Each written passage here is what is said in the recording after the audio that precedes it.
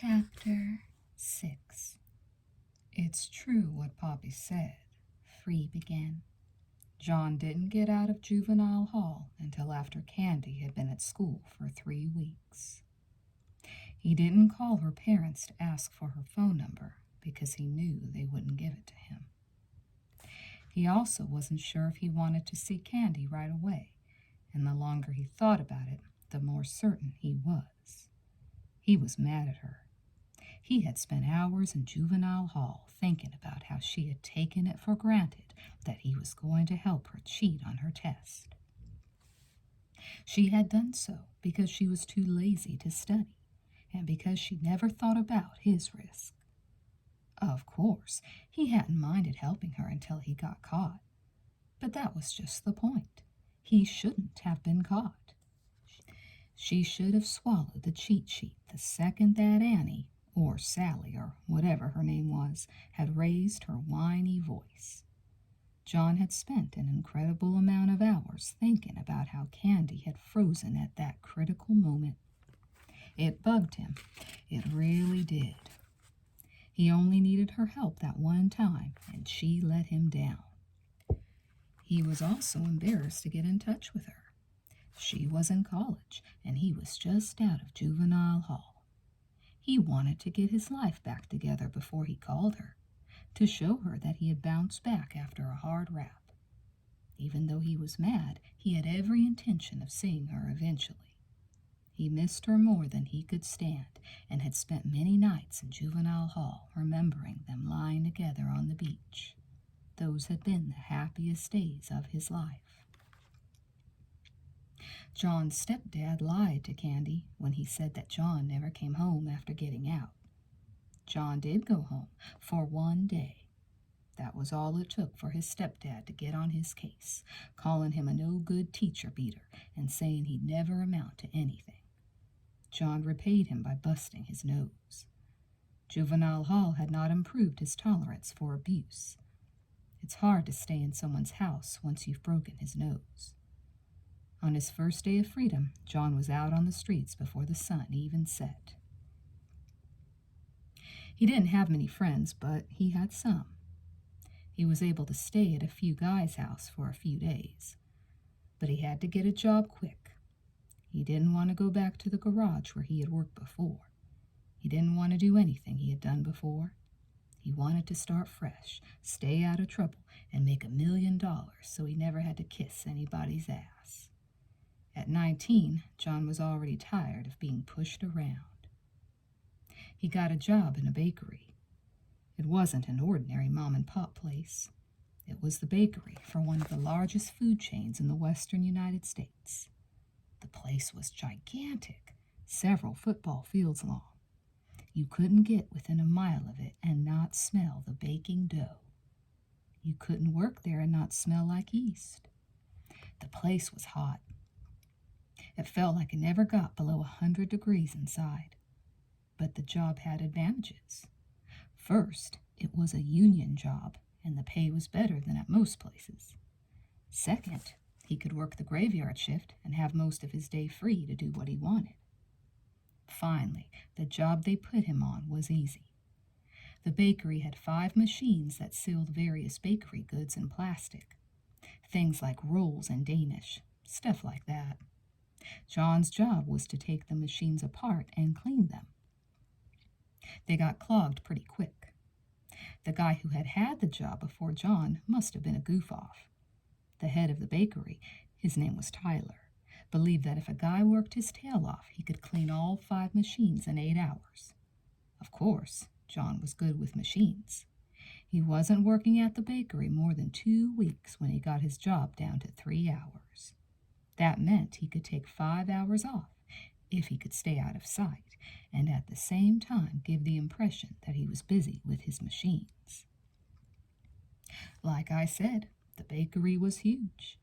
It had its own shower room on the upper level, but none of the employees used the showers. The architect who designed the plant didn't realize that when a guy got off work, he didn't want to hang around any longer than he had to. He could take a shower as easily at home. John would come on at 11 at night, and by 2 in the morning he'd have his machines sparkling clean and ready for another day of cinnamon rolls. Then he would head on up to the showers and hide in a stall, reading, listening to tapes, or taking a nap. Sure, occasionally one of the night janitors would find him crashed out, but these guys had no love for the company. They admired a guy who could get his work done and take time off. John had it pretty good at the bakery, in the beginning, but things were not going so great outside in the world. He got himself a small apartment in a cheap part of town, and that was okay. John never cared where he laid his head, as long as there wasn't someone around who was going to wake him up with a kick in the ear. But it was only during this time that John learned to what lengths his chemistry teacher had gone to keep him out of getting into a decent college. See, John figured he would work full-time for a few months, get a little money together, and go off to school. His first choice was the University of San Francisco. He figured he'd be able to see Candy as much as he wanted.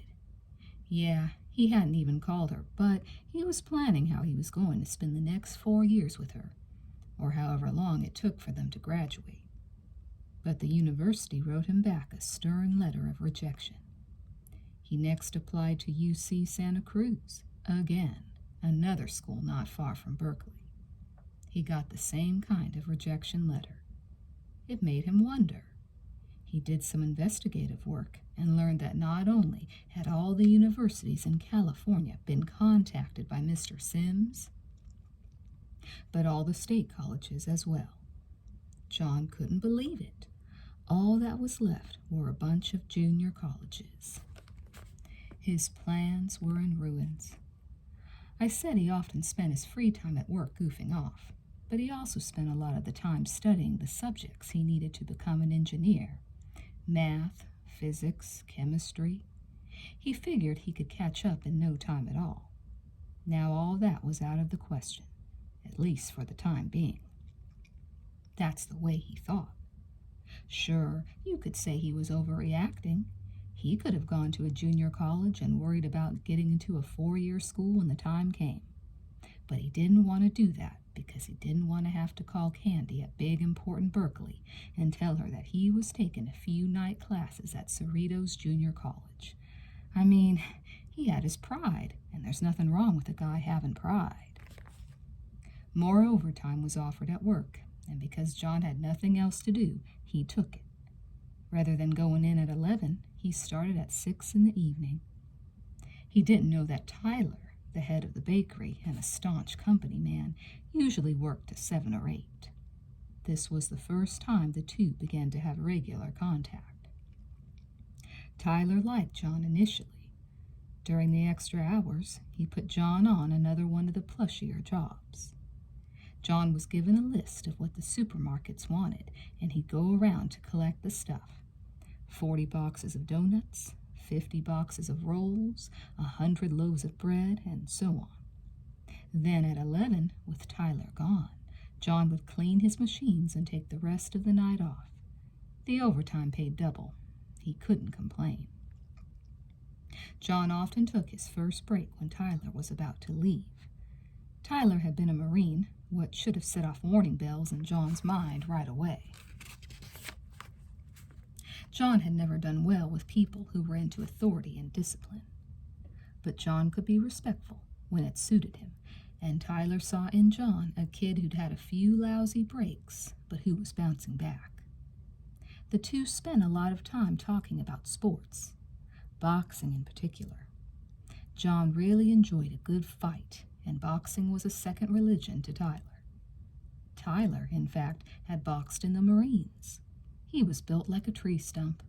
John laughingly thought to himself that there was no way he was ever going to take a punch at this guy. John didn't get his plush overtime every day. Now and then, the conveyor belts that carried the bread pans away from the oven would break down. When this happened, Tyler would grab whoever was handy and have them manually unload the pans onto racks so that they wouldn't all start piling up. Working right beside the oven was intense. The temperature had to be over 120, maybe 130. The pans themselves were also very hot. When you were put on the hell detail, that's what it was called, you had to wear damp gloves with sleeves attached that reached all the way up to the top of your arms. If you so much as bumped your arm with a pan after taking it off the conveyor belt, it sizzled a nice little black hole in your skin. But the long gloves were a pain. The arm covers were loose and slid down all the time, leaving your arms exposed. The pans didn't even need to touch your skin to cause third-degree burns. They radiated so much heat. John hated the hell detail with a passion, but Tyler began to use him on it more frequently because the oven belt was breaking down more often, and also because John was quick. John could unload the bread pans faster than anybody. At breaks, though, he would have to drink a gallon of water just to keep from getting dehydrated. He began to wonder if the overtime was worth it. John was not only quick, he was clever. After working the hell detail a number of times, he began to see just how inefficient it was. Men should not be doing what machines could do better, he thought. He examined the conveyor belts and saw that they kept breaking down for a very simple reason. Too much dough was slopping off the sides of the pans as they traveled through the oven. John reasoned that if that slop could be cut down, the conveyor belts would break down only occasionally. He figured a couple of metal scrapers situated at the receiving end of the oven would solve the problem. He worked on making them in his free time, late at night, using spare parts. He tried his invention out when no one was around. Invention was too big a word. They were just metal bars that cleaned and steered the pans as they went by. But as far as John could see, they worked great. He installed them without permission and looked forward to the next day when he could take credit for his handiwork. But John decided during the night that he would wait and let his bars do the job before taking credit for them. This they did over the next month. The conveyor belt didn't break down once, and there was no need for Tyler to yank people off their usual jobs and put them on the hell detail. The odd thing was, during all this time, nobody asked who installed the new bars, not even Tyler. John wondered at that until one evening when he was having a break and Tyler was just about to leave for the day. It was then John got another lesson in human nature. John was sitting alone in the corner of the break room eating a bag full of fruit. Sandwiches used to be his staple, but since he had begun to smell like the Pillsbury Doughboy, he couldn't eat bread or anything with flour in it. John was just about to open his mouth when Tyler told the workers that he'd have the bars installed to scrape the bread pans so the conveyor belts wouldn't jam so often. Tyler puffed up his chest as he spoke. He said he decided to fix the problem himself and be done with it. The men around him nodded appreciatively. A couple even suggested that Tyler should get a patent on the bars, to which Tyler laughed as if that wouldn't be a bad idea. It was then John opened his mouth. He said, "Hey, I was the one who installed those bars. I was the one who figured out what the problem was. What are you talking about?" The room fell silent. John had just made Tyler out to be a liar and a braggart at the same time. Some of the men had worked for Tyler for several years and knew how tough he was and how he didn't like to be embarrassed, ever. They knew John would be fired. But John saw none of this. It was just like the time Mr. Sims came striding toward him in chemistry class. John thought he could open his mouth and explain the situation and everything would be all right. But John made situations when he opened his mouth, and he had just made a big one. Yet Tyler didn't say anything to John. He just stared through him and left the lunchroom. The rest of the room went back to eating, and John finished his apples and didn't give any of it much thought. A couple of weeks later, John lost his job cleaning the wrapping machines and filing the orders for the individual stores. He was moved on to the hot dog machine. The hot dog machine didn't actually make hot dogs, of course. It was a complicated arrangement of metal fingers and slamming bars that worked to keep the preformed dough in the proper grooves in the steel pans so that they could grow into nice bundles of 8 connected, fluffy hot dog buns. The job was worse in some ways than working beside the oven. It was noisy and it was dangerous. The operators of the hot dog machine, there were usually 2 of them at a time, were responsible for keeping the maximum number of buns in the metal grooves. In other words, the people were there to straighten up anything the machine had missed, which was plenty. The danger came when you tried to mix metal fingers with human fingers, but that was exactly what the hot dog machine operator had to do his entire shift. He was always darting in and around a pan filled with white dough and steel prongs. It was a good place to lose a finger. John hated the job. He was no fool and knew why he'd been reassigned. Or maybe he was a special kind of fool. He wanted to show up Tyler again for all the good the first demonstration had done him. He was not working with the hot dog machine a week when he figured out a way to make it more efficient. The buns were sticky before they went in the oven, which was natural. They were made of flour and water. It was this stickiness that kept them from resting in the proper grooves. John figured if the buns could be dried just a little before they went into the oven, they would rest happier. Next to the hot dog oven was the donut oven, which had a row of fans along one side to take off the excess heat. The donut oven was always overheating, which was not good, even for an oven. What John did was redirect the conveyor belt that brought in the uncooked hot dog rolls so that they went by the hot air. Then by the time they got to the hot dog machine, they were semi-cooked and much easier for the machine to handle. John did all this work late at night without getting permission from Tyler. He wanted to show the bastard up, make it clear who the inventive genius was.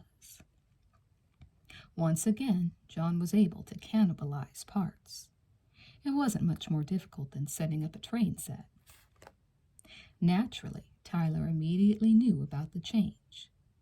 John had half expected the jerk to have it torn down right away, but Tyler left the conveyor belt's new turn-up long enough to prove its usefulness. John began to think maybe he wasn't such a bad sort after all. Tyler called John into his office. He started by asking if John was responsible for the reworking of the hot dog roll line, and John said, yeah. Tyler asked why he had done it, and John quickly explained the logic behind it. In fact, John blabbed on about how it was working great, that it was no longer necessary to have 2 people work it. Tyler appeared interested. He asked John to accompany him onto the floor and demonstrate how much less attention the machine needed. John thought it was a curious request. It was easy to demonstrate how you had to do something hard to show how you didn't have to do it. But John decided to play along. What could it hurt, he thought. The worst Tyler could do was fire him. So John lined up at his usual place beside the metal fingers of the hot dog machine, alone, while Tyler and a bunch of others looked on. Soon the pans of blown dry sausages of dough started rolling, and for the first few minutes, John didn't have to do anything because all the wannabe buns were sitting easy. But even with John's improvement, there was an occasional bun that sat cockeyed, a bun that the prongs of the machine would miss so that it got burned in the oven. Such a bun came by, and John reached out to scoot it into its proper place. Now, the only thing that made it possible for the operators of the hot dog machine to work so closely with the grabbing metal fingers was that the prongs never touched the pans. They would scrape within 2 inches of the pan, never closer. An experienced operator could nudge a bun back into place, even as a prong was swinging in to get it, because the operator knew he had those 2 inches to work with. Never, never would he let his fingers stray more than that distance above the pan. John was experienced. He had the reflexes of a cat. He knew his exact margin of error. He knew it in his sleep. He knew it blindfolded. He reached out to flick the bun into place just as he looked up and winked at Tyler and his pals. The machine had been on a full 10 minutes, and this was the first time he had to do anything. He had proven his point. He had the brains, it was obvious. The bakery job was just a stepping stone for him. He was headed for bigger and better things, while a guy like Tyler was going to be in the bakery 20 years from now, still smelling like the Pillsbury Doughboy and still boasting to a bunch of people with cinnamon rolls for brains how he had improved the efficiency of the plant 30%. But John picked a bad time to look up. His margin of error, those precious 2 inches, weren't there that day. The metal fingers swept down, and although they didn't scrape the pan, they came mighty close. You might ask, why didn't John notice the prongs were cutting it unnaturally tight? The answer is he should have noticed, but he was too busy gloating about how silly he was making Tyler look. To give him some credit, though, the metal fingers moved in a blur. It was possible he wouldn't have noticed they'd been lowered unless the machine had been turned off and each arm was manually swung through its range of motion. John was never to know for sure. The metal prong grabbed him. It got hold of his index and middle fingers. At first John felt the catastrophe as nothing more than a hard yank on his right hand. He felt little immediate pain, physically that is. But when he looked down and saw that 2 of his fingers had been torn off, he almost fainted. He went into shock, and it was a pity. Because had he been able to keep his wits, he probably would have been able to collect his fingers. Then a skilled surgeon could have sewn them back on, and who knows, they might have worked. He might have been able to play guitar with them, piano. Medical science can work wonders, but John was never given that chance. The prongs had grabbed his fingers and stuffed them in with the hot dog buns. They disappeared into the tunnel of the long, fiery oven as John's blood gushed onto the floor. John just watched them disappear. The sight of half his hand missing was too much for him. The others ran to his aid. Tyler was the first at his side. The man grabbed a small white towel. He seemed to have one ready in his pocket, and wrapped up John's right hand. The towel turned red in an instant. John was bleeding bad. He had lost not only 2 fingers, but a portion of his actual hand. A big vein was open and squirting. Tyler hurried him to his office, practically carrying him, and an ambulance was called. While waiting for the paramedics, Tyler applied a tourniquet to John's wrist. The bleeding began to slow down. If Tyler hadn't been there, John might have died. In a sense, Tyler saved his life. What a swell guy. The doctors operated on John for over 4 hours. He didn't wake up until the next day. His hand was in a cast. It felt as if it was on fire, as if the 2 fingers that had gone into the oven were still attached, cooking his flesh to cinders. Later he learned that his fingers emerged from the far side of the oven, each wrapped in a fresh hot dog bun. 2 women on duty saw them, and one of them fainted. Of course, after the fingers were cooked, they weren't worth sewing on. John was in the hospital 5 days, and it must have been the 3rd day before he figured out what had happened. Tyler had lowered the metal fingers. It was the only logical explanation. Tyler had disfigured him on purpose, all because John had embarrassed him when Tyler had taken credit for something he hadn't done. John couldn't get over the immense unfairness of it. It was like the incident with Mr. Sims. He had just been helping his girl get a good grade, and he was sent to juvenile hall and barred from a decent college. He had just been trying to improve production at the bakery, and now he was crippled for life. John had no illusions about making a full recovery from his injury, although his doctors kept telling him he had to keep a positive mental attitude. Does a guillotine victim have to keep a positive mental attitude? He shouted at them. What did it matter when your head was rolling in the basket? What was gone was gone. But John wanted revenge. It was all he could think about. But because he gave it so much thought, he started after it in the right way. He didn't just go after Tyler with a gun. John hired a lawyer when he got out of the hospital who agreed to help him for a third of the anticipated settlement. That there would be a large settlement seemed likely. John had been hurt at work by a machine that was acknowledged to be dangerous. But John wasn't just after money. He intended to put Tyler in jail. He believed he could prove that Tyler had purposely lowered the metal fingers. He filed 2 lawsuits, one civil, the other criminal. He asked for $1 million in damages, a nice round number. The matter went to trial with a judge and jury. The criminal trial came first. The civil trial was supposed to come later, but not too much later. The civil trial would be a mere formality if the criminal trial went well for John.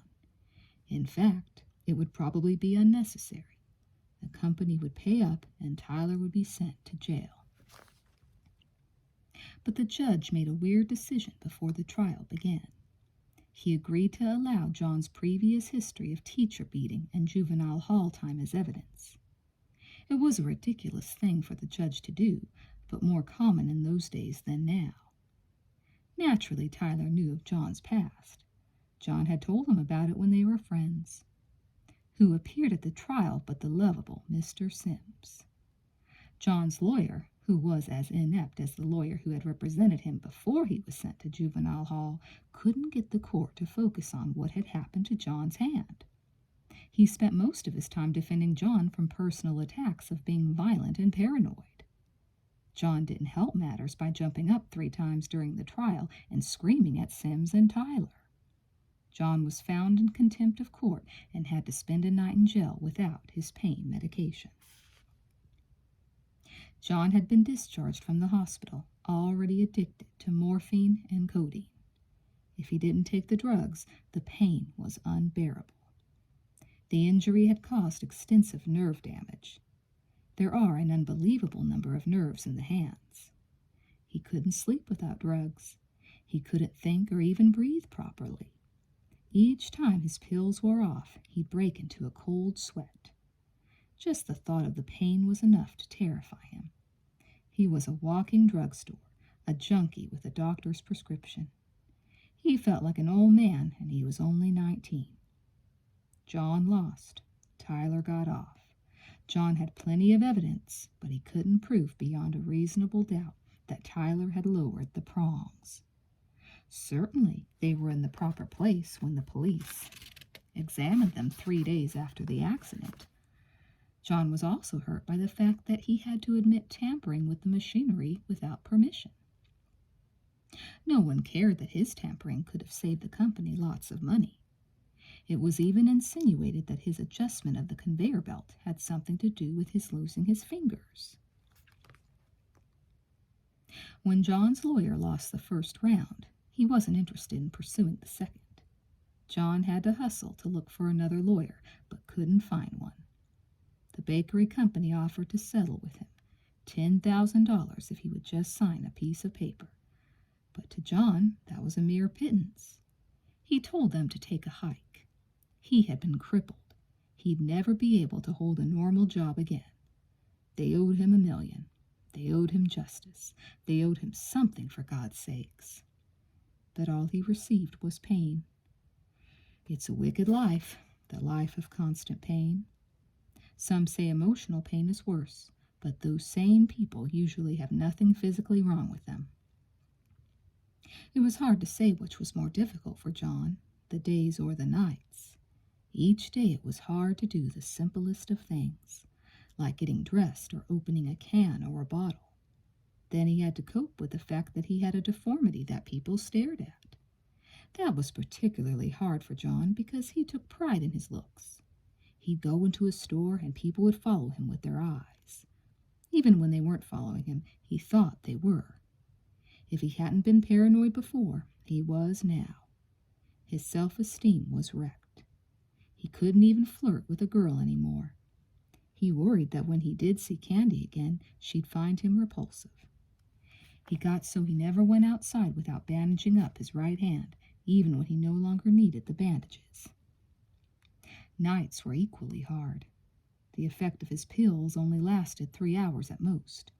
He could never sleep the night through without getting up to take something. It was rare when he slept more than 3 hours. He'd turn over the wrong way and brush his hand, and it would be enough to send pain shooting up his arm. Sometimes he didn't even have to move. He'd just lie there and the hand would throb. The severed fingers would too, and they weren't even there anymore. Talk about phantom pain. John had demon pain. It was as if something had possessed him. He would lie flat on his back at night, sweat, and think about how his life had gone so wrong. That was all he thought about. He was on disability for a while, but that ran out. Then he was broke. His case against the bakery began to drag on. When they realized he had no legal representation, they withdrew their offer of $10,000. Now he needed to sue them to get money out of them, but he couldn't afford to sue. He still couldn't find a lawyer. Part of the reason was his temper. He would walk into a lawyer's office and immediately start raving about how unfair the whole world was. The lawyers thought they could never put this guy up on the stand. He would bury himself. He tried getting another job but couldn't find one. He had no real skills except as a mechanic, and with his injury, that was out of the question now.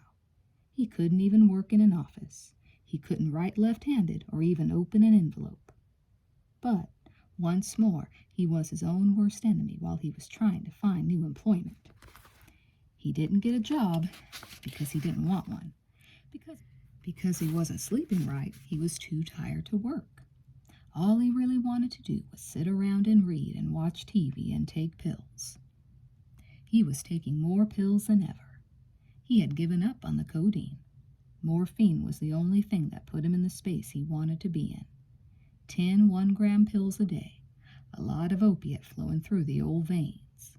The morphine didn't exactly improve his energy level. He would sit most days like a rock, never exercising and eating only junk food. But he didn't gain weight. On the contrary, he turned into a rail. Nerves can do that, damage nerves. He went to a pain specialist who took his last few dollars. All the guy could tell him was that he'd have to learn to live with it. The doctor also thought John was exaggerating when he said how much it hurt. John prayed he could give the pain to someone else, like Sims or Tyler. Had the devil approached him with a deal right then, John would have signed on the dotted line without reading the fine print. He would have done anything to feel normal again. If it's a drag being sick or injured, it's doubly bad being broke and sick. John didn't have money to pay his rent or buy groceries. He didn't get aid from a single government agency because he wasn't good at filling out forms and was worse at waiting for people to get back to him. He was heading for a critical point. 2 things converged on him at once. He spent his last dollar just as his personal physician decided it was time he quit taking morphine. Now, John's doctor was right about one thing. John had become an addict, but his doctor was like the pain specialist. He thought a lot of the reason John took so many pills was because he liked what they did to his head. He refused to renew John's prescription for morphine and only wrote him a prescription for Tylenol and codeine, which was like giving a soldier a BB gun after he'd been used to an M16. John's enemy was pain, and now he had nothing to fight it with, nothing legal. John turned to street drugs, and those cost. Until then, he had never stolen a thing in his life. But his situation left him no choice, he thought. He felt robbed of his dignity. He sat in his crummy apartment and made plans. He was clever, a good planner. He figured the best way to get money was from inanimate machines that couldn't fight back or identify him. He knew a lot about machines, soda machines, candy machines, cigarette machines, how to get inside them. He bought himself equipment with a bum check, a portable power drill, a crowbar, a set of screwdrivers, and an adjustable wrench. He also got a hammer. Every thief needs a hammer. Then began his nights of prowling the streets.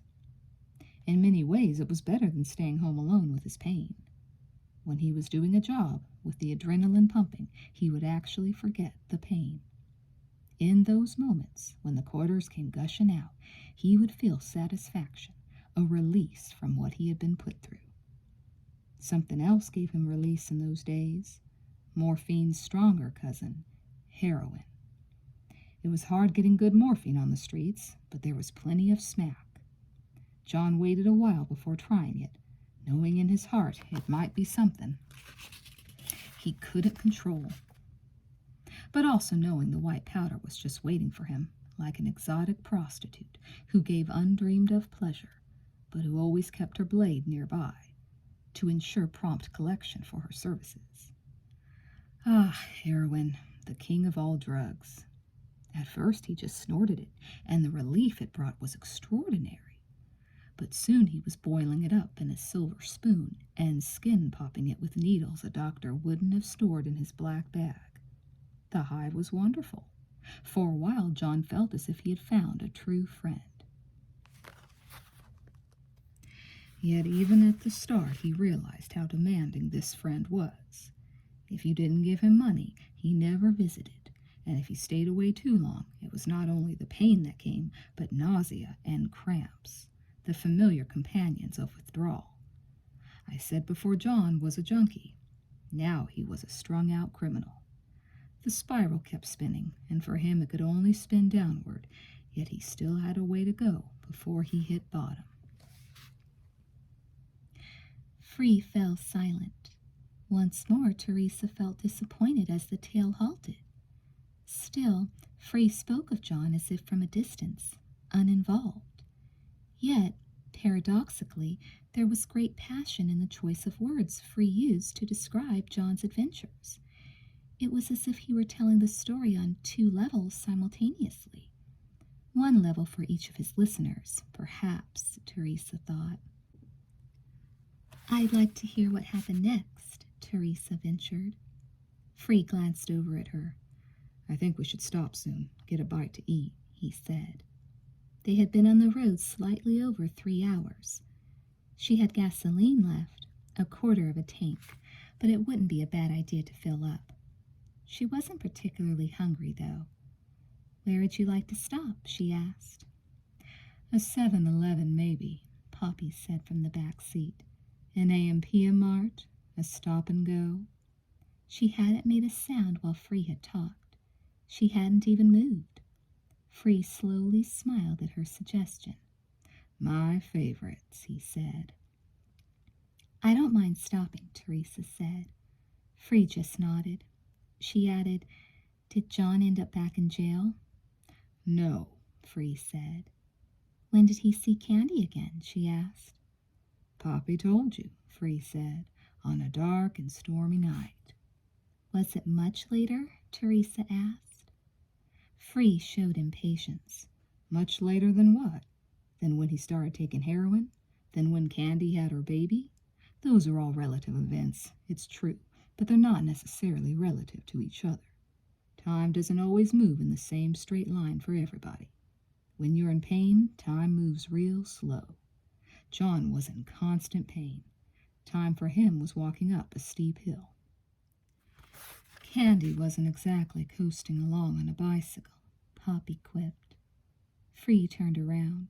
"You're the one who said how happy she was after she had her kid." "I said how much she loved her little boy," Poppy said. "You can have love and still have plenty of pain. I'd say they usually go together."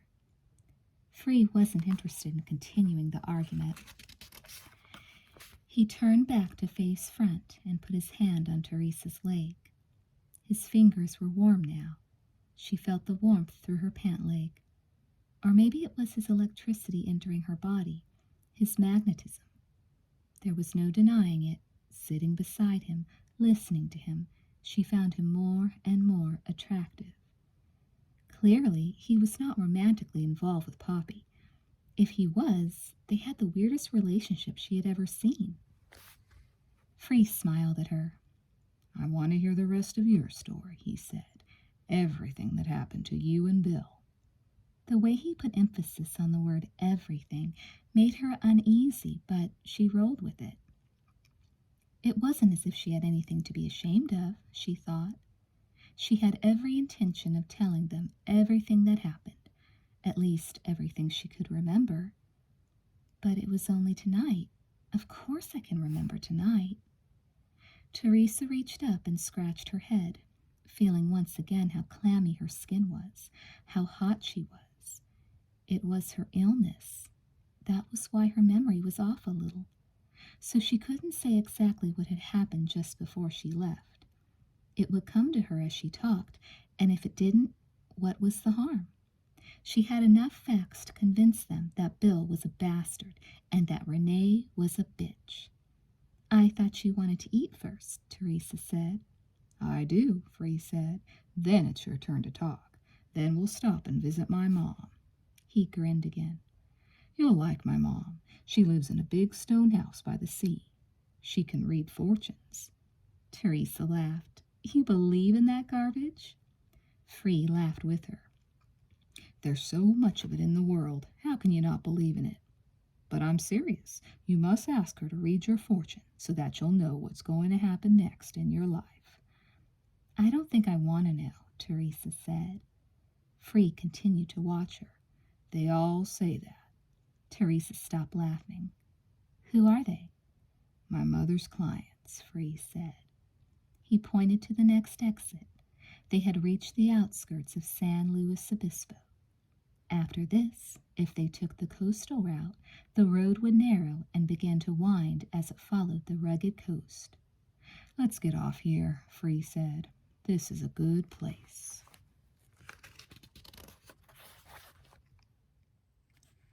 Chapter 7. There was an AM/PM mart near the off-ramp.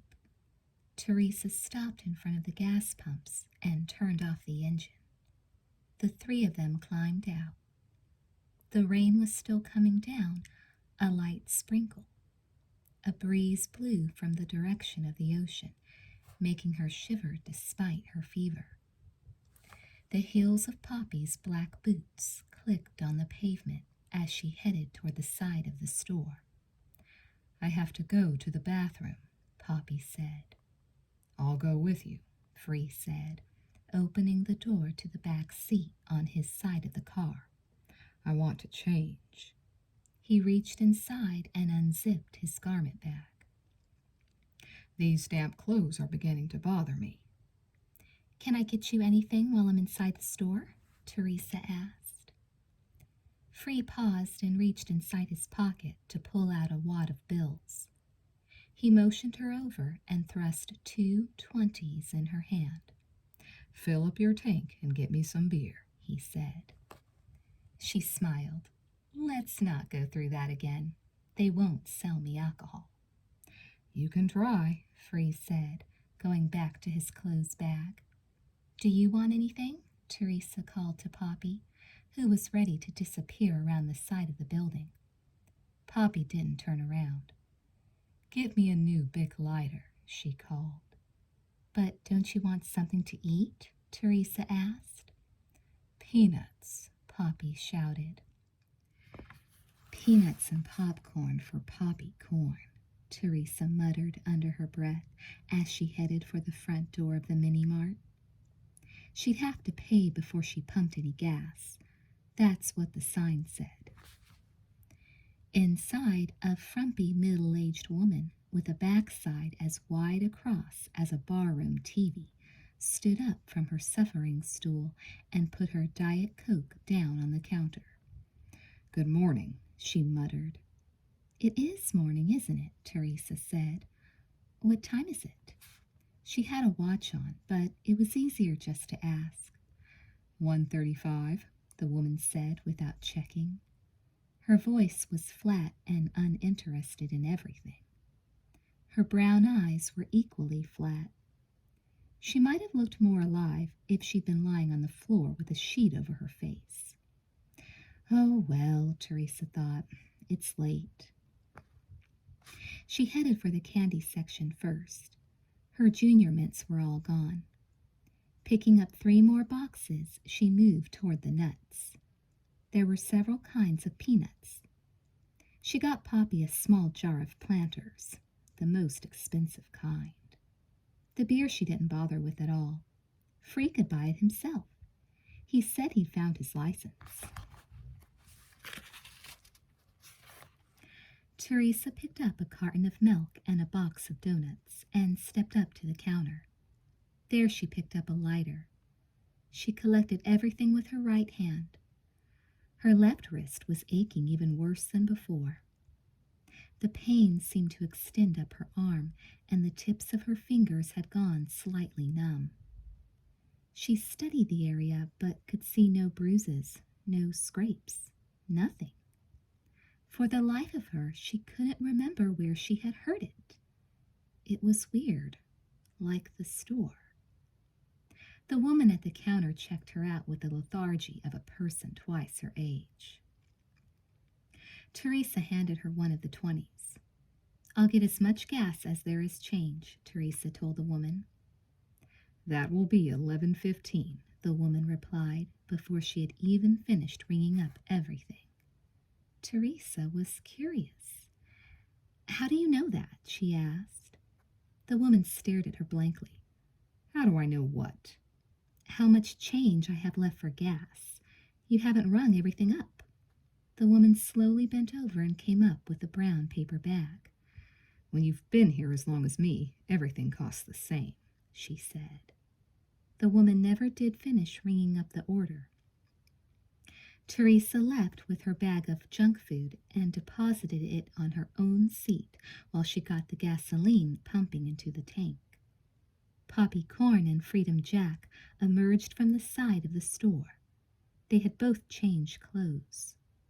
Free had donned clothes that were identical to his previous ones as far as cut was concerned, except that these were a kaleidoscope of colors. Poppy had also disposed of her white pants. Now she wore red slacks, the same shade of red as her blouse. Her legs continued to rest snugly in black boots, however, and she kept her black leather jacket on. Free deposited the garment bag in the back seat in the same place as before. "Did you get the beer?" he asked. "I can't buy you beer," Teresa said, feeling a bit exasperated. He was fun, but he didn't know when to quit. "Did you try?" he asked. "Yes, I tried real hard," Teresa said. Free glanced at the store. There were posters in the windows. It was hard to see inside. For example, Teresa could no longer see the woman. "I believe you," he said, turning. "I'll be back in a minute." Poppy touched his arm as he started to leave. Something touched her usually reserved expression. It may have been concern, even pain. It was hard to tell. "I don't need anything," Poppy told him. Free appeared surprised at her interest in his actions, but he was as flippant as he always was with her. "I didn't ask you," he said. "Let's just get out of here," Poppy said. Free hesitated. He searched her face, and she looked away as he did. She turned to the north, and the move could have been an unspoken cue for him to lose interest in what she had to say. He stepped away from her, and her hand fell off his arm and hung wearily by her side. Poppy looked tired right then, as if the night had finally got late enough to penetrate her silent reserve. "Get in the car, both of you," Free said. "I won't be long." The gasoline pump clicked. Teresa withdrew it from the side of her car and screwed the cap back on. Free disappeared inside. She climbed in the front seat as Poppy got in behind her. They sat for a moment without speaking. "I got your nuts," Teresa said finally. "Thank you," Poppy muttered. "Would you like them now?" "Maybe later," Poppy said. "Are you feeling okay?" "I always feel the same." Poppy paused. "Are you okay?" "Yes. Well, actually, no. I have a bit of a fever. I think I'm catching something." "There's a lot going around here." Teresa chuckled. Do you even know where we are? Yes. We're going to hit the winding part of the coast road soon. It's too bad it's not daytime. The scenery is beautiful. You've been hot all night, Poppy said suddenly. You should worry about yourself. Don't worry about me. Can you do that, Teresa? Poppy had never used her name before. It had a strong effect on Teresa, an unreasonably strong effect. It was as if, just by saying her name, Poppy had conveyed how much she cared for her, which was really ridiculous when Teresa thought about it, because Poppy didn't seem to care about anything, except perhaps her friend Candy. Poppy had occasionally showed emotion when she narrated Candy's story. What do I have to worry about? Teresa asked. Why are you running away from home? Who said I'm running away from home? I can tell, Poppy said. You're wrong. Why do you do that? Poppy asked. Why do I do what? Why do you lie? Teresa was angry. I'm not lying. I'm not running away from home. I'm going up north to visit an old friend, if it's any business of yours. All right, Poppy muttered. You don't believe me? No. But what do you care? You know when you're lying and when you're not. It only matters what you know. That's all I'm saying. You have some nerve, Poppy. Do you know that? Here I go out of my way to pick you up in the middle of the night and take you halfway up the coast, and you repay me by giving me a lecture on how screwed up I am. Well, I'm fine. It's you who has the personality problem. Look at you.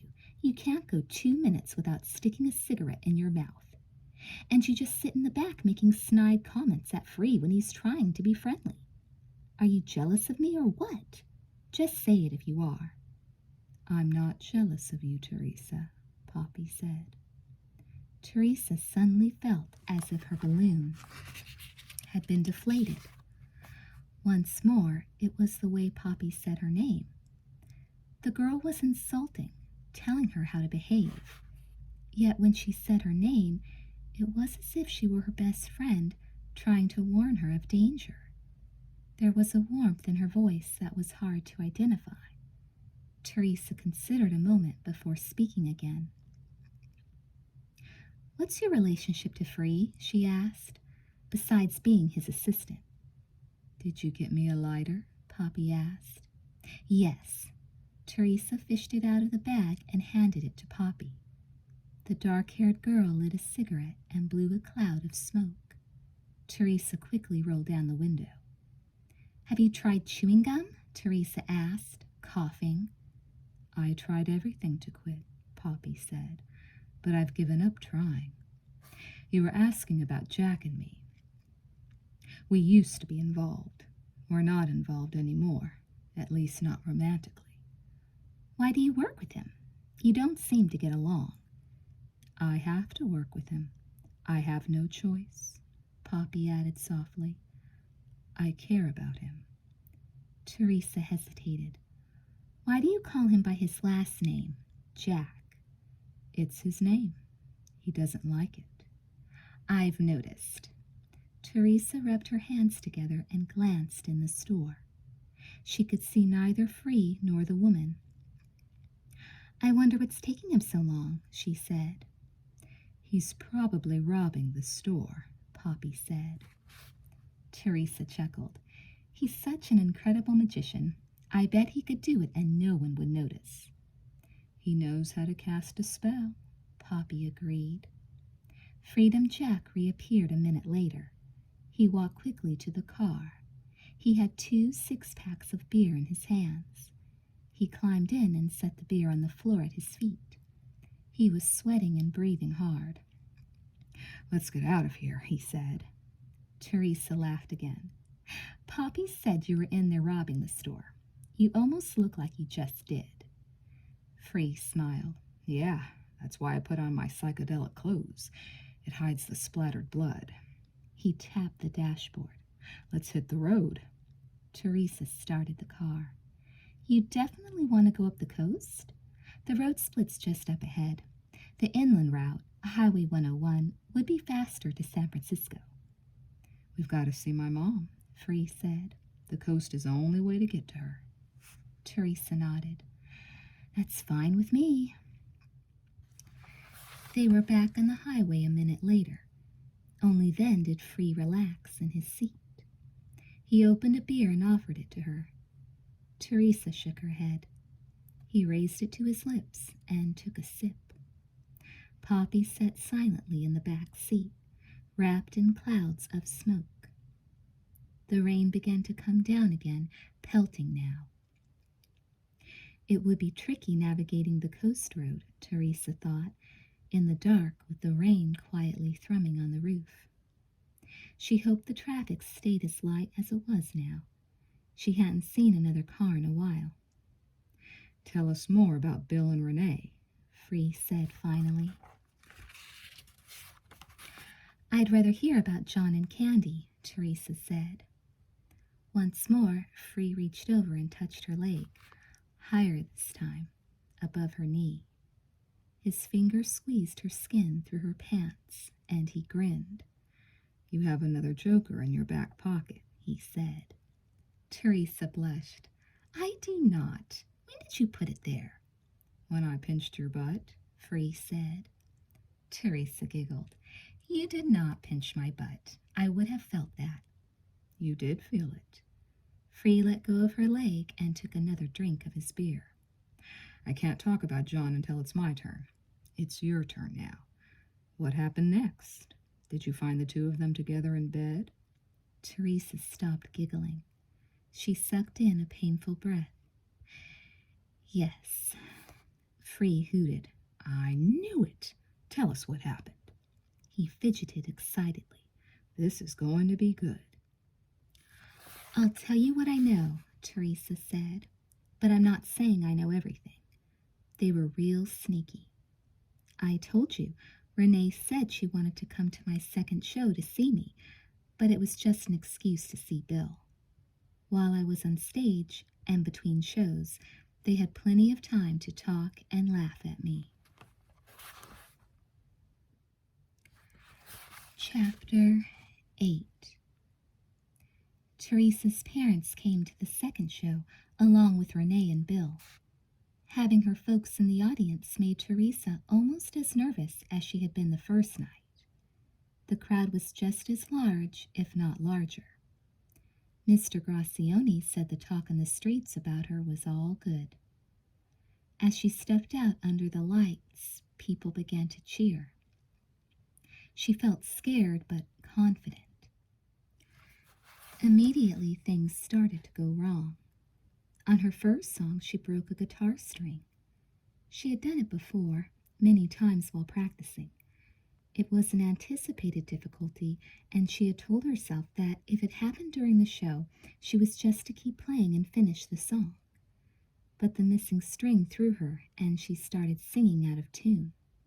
She had been on stage 2 minutes when she ground to a halt and smiled nervously at the audience she couldn't see.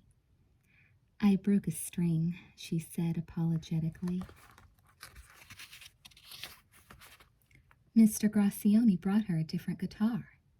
She didn't want a different guitar. She wanted to have a few minutes to restring her own. It was hard enough playing in front of people, never mind with an unfamiliar instrument. In her dressing room, she had an extra set of strings and would have preferred to run to get them. But she didn't want to hurt Mr. Gracioni's feelings. The new guitar had steel strings, what she hated. They cut into her fingertips. She played, until then, the song that had brought down the house 2 days earlier. Her voice was right on, and she played okay, but her mind wasn't focused, and she wasn't feeling the song. When she finished, she heard a scattering of applause, but it was nothing compared to Tuesday. Her confidence faltered, and she realized how easy it was for a star to become a shooting star and burn out. The night was far from a disaster, however. Only a few people left after her first set. Most wanted to hear more of her material. That was a good sign. Between acts, she restrung her guitar, and the crowd gave her a warm welcome when she reappeared. She introduced a new number she had written that afternoon called You. It was the best thing she had ever composed, and she knew it. She saved it for last. Now she felt like singing. Watched the winter fall over me in a night of dreams, stood under the frosted tree, laugh when I remember how it seemed. Thought that we were two, called, you said who, still cry when I think of you, you. My confession is my own, saw you kiss me, didn't want to go home, stood under the barren tree, felt the fall come over me, felt you, who, you. Stay, go, leave me alone, stay, leave, I'm asking you please. Love is the word you say, but you won't say love. Please say that you'll stay. You're so good, you're so bad. You came to where I stood, made it all seem so sad. Yeah, I stood under the lonely tree, felt the night sink over me. Lost you. Why? Because of you. You. Stay, go, you've stolen my home. Stay, leave, I'm begging you please. Love is the word you would never say. Love, please say that you'll stay. The applause was thunderous. She stood up from her stool and raised her arms over her head as if she had just won a race. Yet she didn't feel so happy as she had a couple of days earlier. The clapping went on for a couple of minutes, but it sounded distant, far away. Something was missing. She didn't know what. Her own voice had chilled even her. She felt as if she had been singing her own sad tale. Her parents greeted her jubilantly in the dressing room. They brought her flowers. Her father kissed her on the cheek and told her he wanted her to practice in the living room so he could hear. It meant a lot to her, having their approval. Still, it wasn't the same. It was late. Her parents wanted her to go straight home. She rode back to her apartment with Bill, but they had Renee with them, so they didn't really get to talk. Well, Renee and Bill talked enough. The two seemed to be getting along fabulously. Teresa just sat and listened. Her throat was sore from singing. She was going to have to build up her vocal cords. It surprised Teresa how little they talked about her show on the way back. She had thought that was the reason they had come. Oh well, she wasn't completely stupid, and life sure was full of surprises. So they liked each other. That was fine. They were both good people, and they were both still her friends. They could be friends. She wanted them to be. But that was all.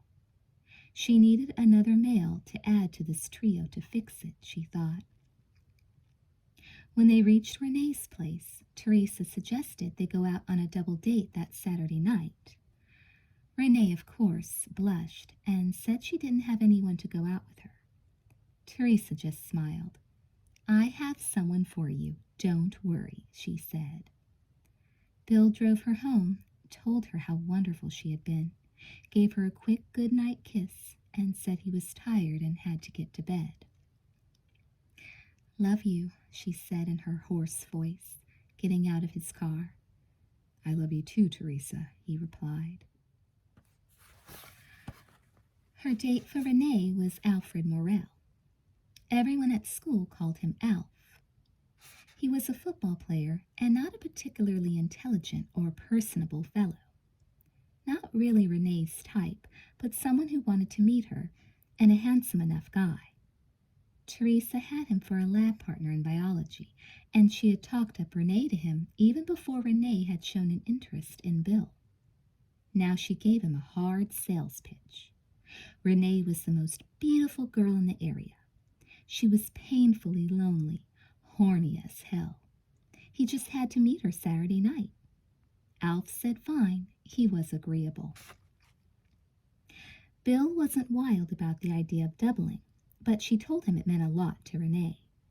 He surprised her by saying he didn't think she wanted to meet Alf. "How do you know who she wants to meet?" Teresa asked him. "You don't know Alf, and you hardly know Renee." "It never works trying to fix people up," he said. "They either meet and find each other, or they don't meet at all. You can't make it happen." Teresa just stared at him. "I disagree. I think they'll get along wonderfully." They had that conversation on Friday. Saturday morning, 8 hours before the big double date, Teresa called a high-priced hotel in San Diego called The Retreat.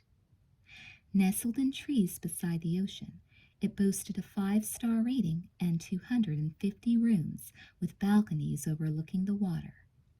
She had heard her parents' friends talking about it. Teresa didn't have a credit card of her own, and the hotel didn't want to accept a reservation for the following weekend without one. "What if I send you a check for the cost of the room for 2 nights?" Teresa asked. "It'll clear before we get there." The reservation clerk checked with the manager and was given the okay to save her a room. Excited, Teresa hung up the phone and immediately ran out to mail the check. She had plenty in her account. Mr. Gracioni had stayed true to his word and given her 20% of the door receipts for Tuesday and Thursday evenings. Her mind was consumed with fantasies. Bill and she could drive down to San Diego the next Friday after school, have dinner and take in a movie, maybe even a local play. They could swim in the hotel pool and relax in the jacuzzi. Then, the big night. She would finally sleep with the guy she loved. Which reminded her she had to take some precautions. Her career was just beginning. Who knows, in a few months she might be touring with a band. She couldn't get pregnant. Teresa didn't know much about contraceptives. She understood most young couples used condoms, but had heard that guys didn't particularly like them. Not all the alternatives were open to her, not on such short notice.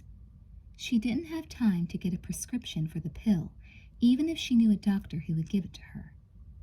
At the library, she consulted a couple of women's magazines that contained articles on contraceptives.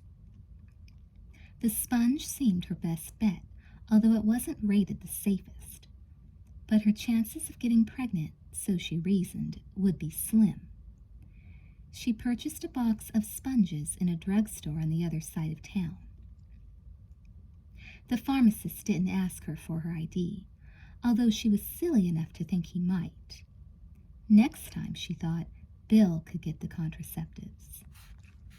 Teresa didn't know where to go to get a book on the art of making love. She had never heard of the kids at school talking about a text that told you what to do. Honestly, she wondered if it could be that complicated that she needed instructions. She wondered if Bill was a virgin too. She had never thought about it before, although she assumed he was. But for all she knew, he had been with lots of girls. He could even have AIDS. My boyfriend cannot have AIDS.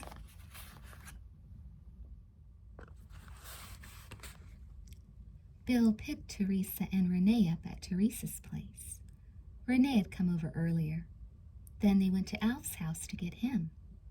He was dressed nicely. She had told him Renee was impressed by class. Alf was in an upbeat mood. They had reservations at a restaurant that had the best steaks in the area, and Alf was a meat and potatoes man. Of course, he appeared happy to meet Renee. The only problem was Bill, who seemed kind of grumpy. Teresa thought his disposition would improve as the night went on. Teresa did most of the talking at first, but she was still slightly hoarse from Thursday night.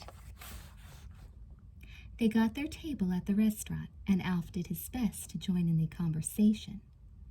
But the only thing he knew about was sports, and he was in the company of bookworms. Bill brought up astronomy, but Alf made the mistake of asking him if the sun burned as bright when it was on the other side of the earth. Bill didn't respond. He just stared at Alf, who didn't know enough to know how little he knew.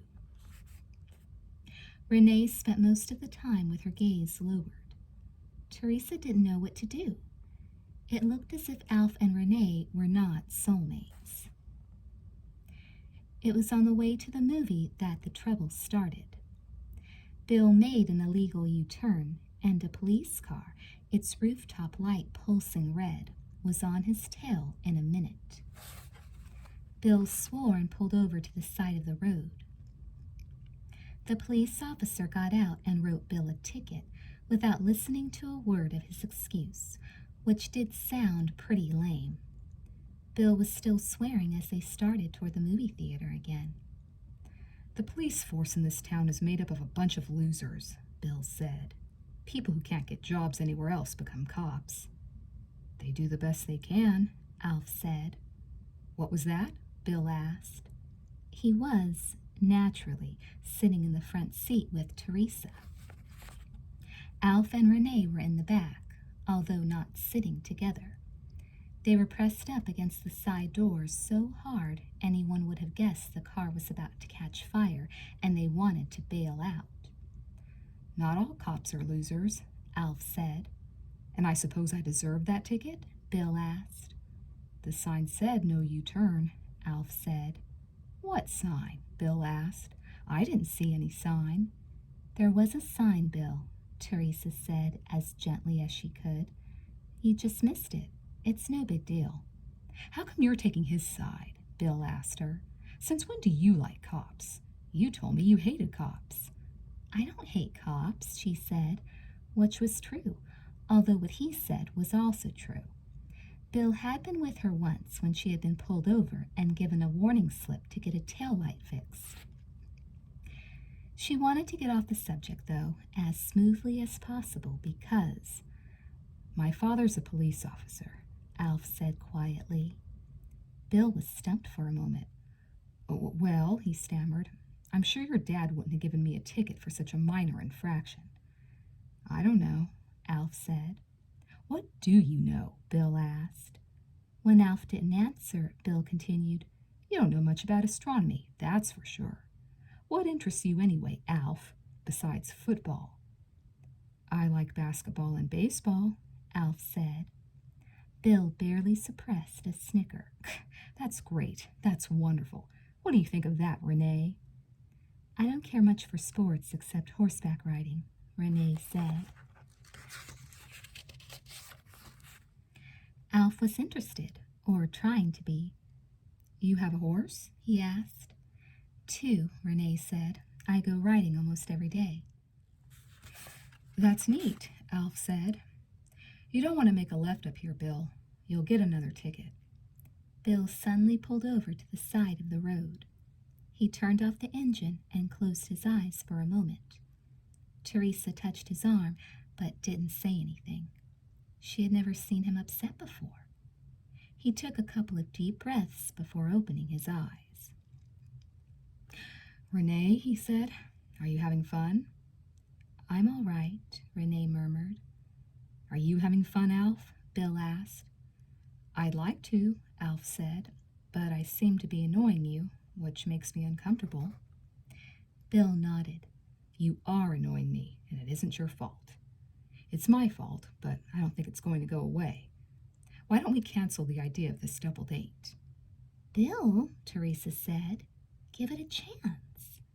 He shook his head. "I can give it more of a chance by getting out of the way as soon as possible." He restarted the car. "Don't argue with me about this, Teresa. I'll drive back to your place. If Renee and Alf want to continue their date, they can go in Renee's car." "All right," Teresa said, exasperated. They went their separate ways in the apartment parking lot. Renee and Alf were going to continue on to the movies, but Teresa wasn't sure if she should. Her parents had gone away for the weekend, and she invited Bill inside. Perhaps she'd get to try out the box of goodies she'd bought sooner than anticipated. She put on the coffee pot. Bill usually enjoyed a strong black cup. He lay down on the floor in the living room and crossed one arm over his face. She lay down beside him. "What's bothering you?" she asked. "Those two couldn't be more opposite," he said. "Sometimes opposites attract. Look at us. You're a boring intellectual. I'm a swinging rock star." She tapped his chest with her fingertips. "But you're here with me now, and I'm glad." "I was a real pain in the ass tonight." "You were," she said. "You don't have to agree with me so quickly." She leaned over and kissed his lips. "You were wonderful tonight. So gallant, so dashing. I felt myself swoon in your company. I thought, I must be alone with this man. I must take him south next weekend to a retreat by the ocean where I can ravage his manly body for 2 whole days." She paused. "I made reservations for 2 at the retreat." Bill was hardly listening. "What's that?" "A hotel in San Diego. We're going there next weekend." Bill sat up. "What?" "Don't look so enthusiastic." "I don't know what you're talking about, Teresa." "Our romantic weekend. Remember? The one you promised? I wanted to go next Saturday and Sunday. I've already sent in a deposit for the room. We're going to have a great time." "What about my job? I have to work next weekend." "Call in sick," she said. "They won't care." "Says who?" "Teresa, you can't just make plans without asking me first. It's like doubling tonight. I didn't want to do it. Renee didn't want to do it." "How do you know she didn't?" Teresa asked. "Because she told me she didn't, that's how." Teresa chewed on her lower lip. "I didn't know she had your phone number." "I have hers." "I see," she said. "And what's that supposed to mean?" he asked. "I don't know. What does it mean?" "Nothing." He suddenly looked extremely uncomfortable. He shook his head and focused up at the ceiling. "Nothing." "Nothing?" He never said that word that way before, not even when he told me how the universe would end one day. He said, even then, there would be something left. Teresa touched his arm. She wanted to touch his face, but he looked so distant. She didn't know if she could reach that far. He wasn't looking at her. That was it. He wasn't thinking of her. She sensed the shift in his attention more than she saw it. The light had been on, and now the light was off. Nothing, nothing at all. How swift God's universe moved. One moment there was order, the next chaos. The floor could have opened beneath her. Already she felt herself falling into a cold abyss. She didn't need to ask the questions, but she did anyway. "Does this nothing have a name?" she asked. He swallowed and nodded. "Yes." She was having trouble breathing. "Do I know her name?" "Yes." She choked. "Oh, God." Bill rolled over and took hold of her shoulders. There was pain on his face, but he was no mirror for her because her pain was beyond comprehension.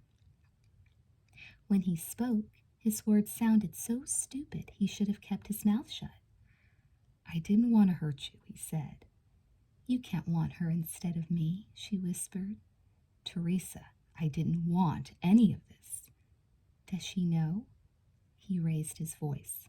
"Of course she knows. She feels the same way I do. I'm telling you, we didn't want this to happen." Teresa felt herself going into shock. Her mind couldn't keep up with how fast her heart was sinking. "What happened?" she cried.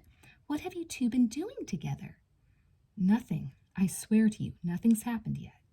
She felt so exposed, so used. "Yet?" she croaked. "Is something going to happen?" "Teresa."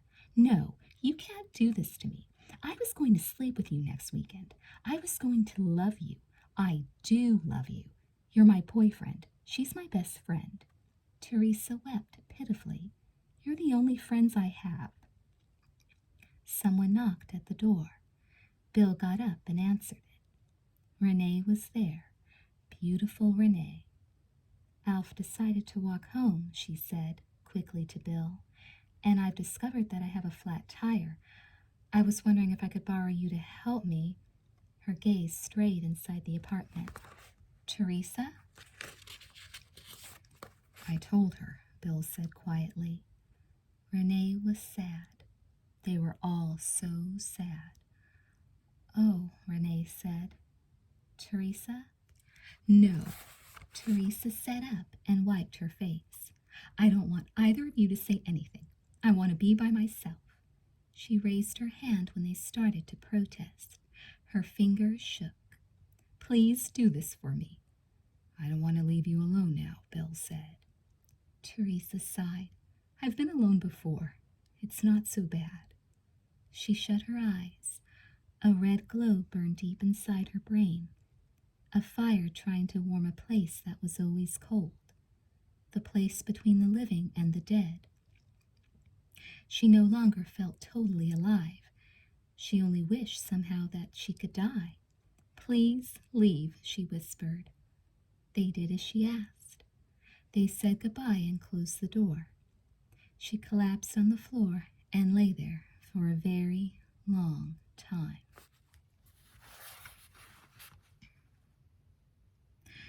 They deserve to die, Freedom Jack said when she was finished.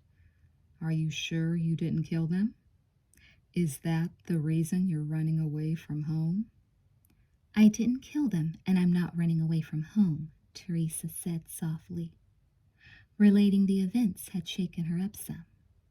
Her eyes were damp, and she raised a hand to swipe at her face. Free reached over and touched her arm. I'm sorry, he said quickly. I didn't mean to be crude. I just hate it when people hurt each other. I always feel like getting back at whoever hurt me. You must have felt the same way. Teresa forced a smile. I still do. There's always time. Free glanced over his shoulder. What did you think of her story, Poppy? I think there's more to it, Poppy said. They got together. What more is there to say? Teresa said. When did this happen? Free asked. Earlier tonight, Teresa said. Well, no wonder you want to get out of town for a few days, Free said. Did you see either of them just before you left? Teresa hesitated. No. There was no point in it, was there? Free asked, nodding sympathetically. The past is what I say. Let it go. It's dead. Don't you agree, Poppy? Truer words were never spoken, Poppy replied. Free got angry. You don't care at all what Teresa's just been through, do you? You think Bill and Renee did the right thing. I know the way your mind works. Come on, say it. Whose side are you on? I don't need to answer these questions, Poppy said. You'll make a liar out of me no matter what I say. But I do care what's happened to Teresa. I think she's been through a difficult time, and I know she's still going through it. Teresa shook her head. No, I'm finished with it. Free's right. The past is the past. It's dead. We can learn from the past, though, Poppy said. Yeah, Free broke in. We can learn not to trust jerks like Bill and Renee. Ain't that a fact, Teresa? Yeah, Teresa said grimly. Bill and Renee are still the same people they were a month ago, Poppy said. They're still your friends, Teresa. I knew it, Free shouted. They cheat on Teresa and you think it's all right. You're warped, Poppy. Do you know what those two are probably doing right now? They're probably in bed. You have to forgive me, Teresa. I'm trying to make a point. Screwing their brains out. In fact, I bet they had sex with each other right after they met. What do you say, Teresa? I wouldn't put it past them, Teresa said. She appreciated his support. She just wished he wouldn't talk about the betrayal in such graphic language. She didn't like what Poppy had to say. It was so easy, she thought, to be philosophical and forgiving when you weren't in the middle of a situation. She bet Poppy had never been dumped in her life. Leaving someone can be as hard as being left, Poppy said. I can't believe you, Free said, shaking his head in amazement. I really don't appreciate your comments, Teresa said to Poppy. You don't know what happened. You weren't there. I would just as soon you kept your mouth shut. Poppy didn't answer right away. She took time to light up another cigarette. Finally she spoke, coughing when the air inside the car was unbreathable again. I'm sorry, Poppy said. Can we talk about something else? Teresa asked, a note of pleading in her voice. Tell me more about John, Free. What happened to his hand? Did it get better? It never got better, Free said. How could it? But I'll tell you about him later. Mother is next on the agenda. Where does she live exactly? Teresa asked. Free pointed to the dark cliffs up ahead. They were now a long way past San Luis Obispo. The road had begun to rise, to twist and turn. Angry black waves pounded the rocks off to their left and below. A wall of stone stood on their right. The rain continued to fall. It was as if it was never going to stop. Not far from here, Free said. We'll be there soon.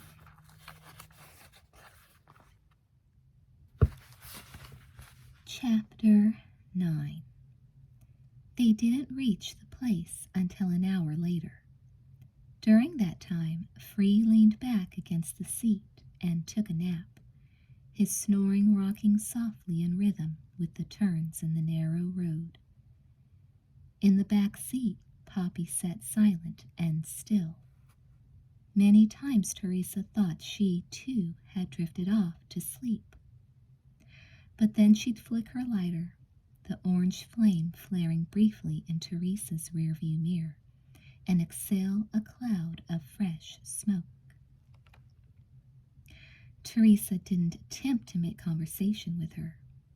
She didn't want to wake Free, and she was still mad at Poppy for taking Bill's side in what happened. Oh, Poppy would deny that, Teresa was sure, but it was the truth. Poppy was an ingrate when you got right down to it. She took and never gave anything in return.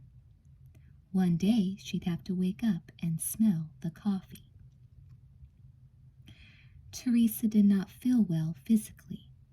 Her fever had begun to subside, but now she was getting the shakes. She turned on the heat, but it didn't work that well because she kept having to roll down the window to get rid of Poppy's cigarette smoke. Her stomach was unsettled. She'd had a few handfuls of Poppy's peanuts and wondered if they were to blame. Nausea pulsed through her in gurgling waves. Each time she thought it was about to end, the sickness would move through her again. She had the flu. She must. On top of everything else, her left wrist started to hurt worse than ever. She had passed the dull ache stage. It was into throbbing now. She honestly wondered if she'd broken it without knowing it. Of course, that should have been impossible. She couldn't even use the hand now to help steer. She was relying solely on her right, dangerous on tight turns. Yet she didn't want to ask Free or Poppy to drive. She passed maybe 3 cars on the road, no more. Lightning flashed far out at sea as she navigated a particularly difficult turn. The trees had begun to thicken on both sides of the road. Thunder rumbled through the branches and shook the dark leaves. Beside her, Free stirred, sat up, and yawned. Where are we? He asked. Closing on Big Sur, Teresa said, but we haven't passed any houses. I think your mom's place must be in front of us. Free nodded. It is. It's just around this turn. Teresa frowned. It was hard to imagine any place could be close. It's a good thing you woke up when you did, or we'd have gone right by it. Poppy wouldn't have let us go without paying a visit, Free said. Isn't that right, Poppy? Poppy snorted softly. I'm not going inside. Free feigned astonishment. Don't you want to have your future read? She can't see the future, Poppy said. She can only read the past. But I thought you said we learn from the past, Free asked innocently. I don't want to see the old woman, Poppy repeated. You don't want to see her either, Teresa, if you have any sense. Why not? Teresa asked, although she had a feeling she wasn't really following the conversation. This woman didn't sound like a normal mother. She fingered her left wrist briefly. Would the thing never stop hurting? Because she believes everything she sees in a person, Poppy said, when a lot of it is just garbage better left ignored. My, haven't we become the philosophical critic, Free said. You don't want to see her because she'll tell you what a loser you are. You can always tell a loser by the company she keeps, Poppy quipped. Without warning, Free held up his hand. Slow, Teresa. The driveway's coming up in a second. Teresa squinted through the rain-soaked windshield. Here? There's nothing here. Free clapped. There it is. See? The driveway leads down beside the water. Make a left here. Free was right.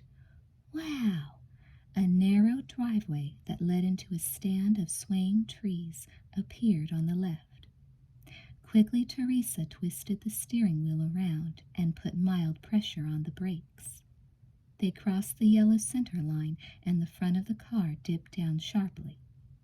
She pressed the brake harder. The headlights swam around a tunnel of trees. They didn't appear to be redwoods, which confused her. The branches arched over the roof of the car, cutting off the wet sky. Teresa rolled down her window as she moved forward gingerly. She could hear waves crashing, the wind howling. Free squirmed in the seat beside her. He was obviously excited to be seeing his mom again. Wait till you see her place, he said. You won't believe it. Teresa agreed a moment later, when the tunnel of trees suddenly came to an end and the road emerged close to the ocean and foam-covered rocks with a huge stone castle in the foreground. It was almost medieval, a transplant from dark centuries of fanatical beliefs and cruel punishments. There was no moat, but there could have been. Twisted tree trunks hugged the hard walls, bare branches clawing at the stones. Lightning flashed again, and Teresa thought of wicked witches, haunted woods, and flying bat creatures. She wanted above all else to go home. Yet that wasn't what she really wanted, she told herself, because she knew she couldn't go back. Free had been right when he said the past was dead. The future was all she had left. She brought the car to a halt on the bumpy cobblestone driveway. "This is too much," she gasped. "Walt Disney must have built this place on drugs." Free laughed and opened his car door. "I told you I know all the great places to stop," he said, climbing out. "Come along, Teresa. Mother's waiting." Teresa turned off the engine and glanced in the back seat at Poppy. "Is this place safe?" she asked. Poppy sighed. "Let's just say you won't die inside." Curiosity and a desire not to offend Free had her. Teresa glanced once more at the building and cleared her throat. "I suppose that'll have to do," she said. Free had his garment bag with him as he and Teresa stepped up to the front door. It wasn't an ordinary door, of course, but rather a rectangular gateway into mystery. Free pulled a skeleton key from his back pocket. "Don't you want to knock?" Teresa asked. Mother doesn't like people to knock, Free said confidentially, sliding the key into the lock. Metal scraped metal, and the door slowly swung open with protesting creaks. Just before they stepped inside, Teresa glanced over her shoulder and saw Poppy leaning her head back on the seat, as if, finally, the strange girl was going to take a short rest. Short? Teresa had no idea how long they'd be inside. She checked her watch. It was 4 in the morning. God, the night seemed as if it would never end. Inside was an entranceway of lit torches and shadows plucked from a horror movie set that had long been abandoned. The air was damp and the stone walls oozed moisture. They crept through a claustrophobic passageway into an immense hall filled with the sound of their own footsteps echoing over and over. The light from the torches was swallowed up by the rich darkness. Teresa put her hand, her sore left hand, on Free's arm and whispered the words that had been on the tip of her tongue since they had turned off the main road. "What are we doing here?" she asked. "I told you, saying mother," he replied. "Does your mother really live in this tomb?" "You don't like the decor?" "It scares me." Free nodded. "I think that's the point of it. Anyway, I call her mother. We're very close, you understand. But my real mother died a long time ago." "How did you come to know this person?" she asked. "She read my fortune." Free gripped her left arm, steering her the way he wanted her to go. He gestured to the right, but to the right of what she wasn't sure. The place was a walk through the history of the earth. "She likes to sit in a small room over here when she gives readings." "Does she know we're coming?" Teresa asked. "Yes." "How?" "She's a fortune teller. She tells her own fortune every morning when she gets up and knows who's coming to visit." Free grinned. "It beats having to keep an appointment book." They found the woman sitting in what appeared to be a library. The walls were lined with books, dark and dusty volumes of all sizes, with barely legible fading titles. Between the sections of shelves hung maps of places Teresa did not recognize, continents that weren't on the globe. Huge candles flickered in the 4 corners of the room. The woman looked up as they entered and smiled with thin, red lips. Her hair was snow white, long like her heavy purple dress. The fine wisps of aged thread almost disappeared into the darkness that hugged her sides. Her eyes were striking, blue and hard, like bits of coral that had been removed from an ocean depth where the sun never shined. She was old, extremely, Teresa thought, her skin lined with time that had not passed easily. But she was not feeble. She crooked a beckoning finger to them as she smiled and gestured for them to sit in front of her on 2 small wooden stools. They did so. "Welcome," she said, in a dry voice that sounded as if it had little, if any, breath supporting it. The old woman sat on an overstuffed chair beside a low round wooden table littered with a star atlas, scraps of wrinkled paper, 2 inkwell pens, and a silver pyramid the size of a grapefruit. Teresa forced a smile, although she felt like getting up and running out the door as fast as possible.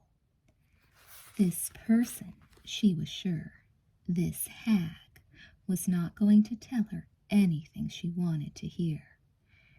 "Hello," Teresa said. "Hi, Mother," Free said casually, setting his garment bag on the stone floor and crossing his legs. "Your name, child?" the woman asked. Teresa hesitated. "Teresa." "Your full name," the woman insisted. "Teresa Marie Chafee. What time were you born? What day?" "I was born at exactly 10 in the morning on a Saturday," Teresa said. My birthday's November 12th. I'm now 18 years old, so I was born in— I do not need the year, the woman interrupted. She turned to her star atlas. The year is always the same. It doesn't change with the sun or the moon. Huh? Teresa said. Mother doesn't do the usual astrological chart, Free whispered in her ear. They waited silently while the woman performed her calculations. Soon she had a sheet of orange paper in her hand, sprinkled with numbers, astrological signs, and a few strange symbols Teresa had never seen before. An amusing thought— it was amusing given the circumstances— floated through her head. I wonder how much this woman charges. You've had a difficult life, the old woman began, after consulting her paper one last time. Your parents don't care for you, and you don't care for them. You have been alone most of your life, even when surrounded by other people. You think you are different from everyone else, and you're right. You do not belong in crowds because the crowd does not appreciate your uniqueness.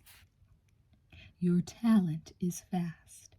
You can write poetry and prose, play instruments, and sing like a goddess. All three of these abilities appear to you to be separate, but they are one and the same. You can touch people, that's your gift, yet you do not like to be touched yourself. You have built walls to keep the world out, and the world in turn has built walls to keep you inside. That is how you suffer. Any time you step outside your usual place and demonstrate what you have to offer, people reward you by throwing stones. Am I not correct, Teresa Chafee? Yes, Teresa whispered. She was shivering before she entered the castle. Now she froze. The old woman's voice was cold, and it penetrated deep. The truth could do that. How does she know all this about me? I've never met her until tonight. A mystery. The building was a mystery. The woman was an enigma. Her hard blue eyes burned with the flame from a candle. She was waiting for Teresa to ask a question. Another mystery that the old hag would have no trouble unraveling. That's what scared Teresa most, that she was sitting before a crystal ball that glittered as no mirror could. The woman was just that, a mirror reflecting the person who was sitting in front of her. Teresa didn't want to go forward, not yet. She wanted to better understand why her past had died the death it had. Why did my boyfriend want Renee instead of me? She asked. Because you scared him, the woman said. He didn't know what you'd do next. Teresa chuckled uneasily. Bill wasn't afraid of me. Not of you, but of what you would do. They are not the same thing, child. Often they have nothing in common.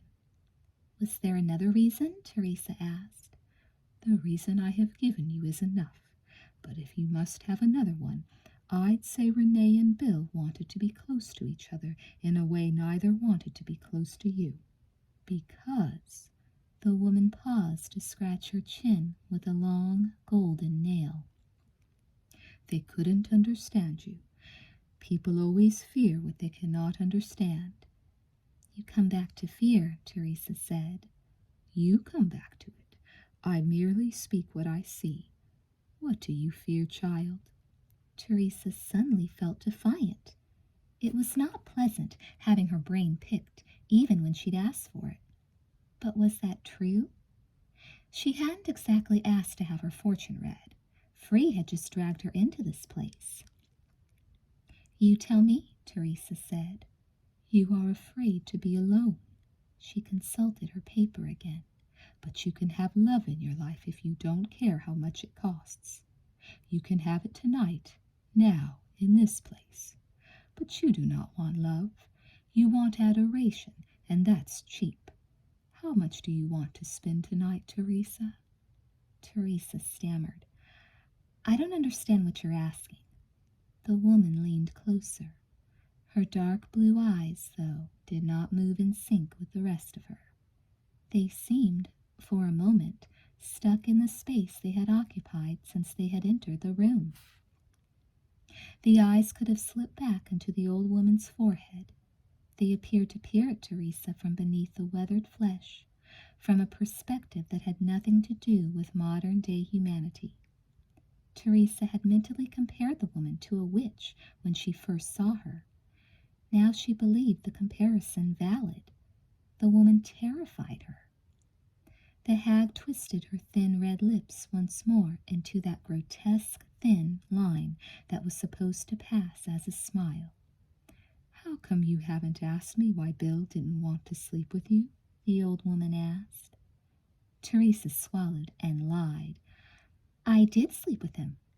She glanced over at Free and added, "A few times." The old woman moved in close. "You drove Bill away." Teresa barely shook her head. She could smell the woman's breath, the taste of copper in it. The hag could have had a mouth full of blood. "Bill didn't leave me because he was afraid of having sex with me," Teresa said. The old woman raised a balding eyebrow. "Then how did you know I was suggesting that?" "I just knew." When you have sex with someone, you become wedded to that person. And Bill was afraid to be wedded to you, Teresa. He was afraid of where you were going. "He just said he was afraid of what I might do." The woman nodded and sat back. "What you have done has determined where you're going." She paused. "Do you want me to speak of your future?" "No," Teresa said. "You are soon to have the things you craved from Bill, the things he didn't want to give you."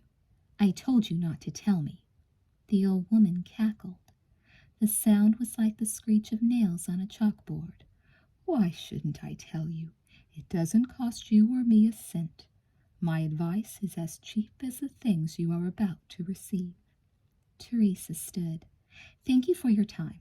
I'm leaving." She turned and strode out of the room, into the vast cavern where both light and direction were confused. Free caught up with her before she could run into a wall. "Hold on," he said, grabbing her by the arm. "Don't be angry." She turned on him. "Why did you take me to this awful place?" "I thought you'd have fun." "I'm not having fun." "Well, then I was wrong," Free said, "but that's still no reason to leave in such a hurry. Let me show you the rest of the place first. There are rooms in here that'll take your breath away." "No, I hate this place. I just want to get out of here." "You have to see one room at least. It's where I sleep when I stay here." Teresa shivered in the oppressive gloom. "I can't believe you actually stay here with that old witch. She doesn't even look like a human being." Free was amused. "She isn't human. She's just an apparition. You can close your eyes and blow hard and she'll vanish." He touched the tip of her nose with his finger. "Close your eyes, Teresa. Let me lead you to a special place." He was speaking to her in his storytelling voice, the voice he used to make the pictures shine with words that told her of John and Candy. Their whole lives had been laid out in the space of a few hours together in the car. He had magic words, just like his magic fingers. She remembered then that she had forgotten to check to see if there was a joker in her back pocket after all. Free slowly pulled her forward while she kept her eyes squeezed shut. She trusted him, it was true, but it was equally true that she was afraid to open her eyes and see where she was going, or to open them and reach in her pocket to discover that Freedom Jack had been wrong about the joker, that it might not be a joke at all, the whole thing, what they were doing tonight. Time passed as if in a dream. Could a person fall asleep on her feet? Perhaps Teresa did, even with her feet moving. Free's voice seemed to come to her from far away. "Open your eyes, Teresa," Free said. "We must have a toast." She opened her eyes. He was standing in front of her with a bottle of red wine and 2 glasses in his hands. Torches on the wall beside him burned angrily. Teresa saw that she was upstairs now, that she must have climbed steps in her brief trance, and that she was standing in a huge bedroom with open windows that looked out over the turbulent sea. The salty wind tugged at her hair. Free took a step toward her and handed her a glass. He uncorked the bottle in a blur, using his magician's speed. "This wine is very old," he said, and poured the dark liquid into her glass. "Very fine." "I shouldn't drink. I'm driving," she said. "Nonsense," he said, pouring himself a glass, too. He startled her by suddenly tossing what was left of the wine over his shoulder into the fireplace not far from the opulent bed. The glass shattered, and then, to her amazement, the fireplace ignited. Flames leaped up the chimney, and the room began to warm, despite the breeze pouring in through the windows from the ocean. Free took another step toward her until he was practically standing on top of her. He raised his glass and clinked their crystal. "To Teresa Marie Chaffee," he said. "May her shivers pass swiftly." He sipped the wine. "How do you know I'm shaking?" she asked.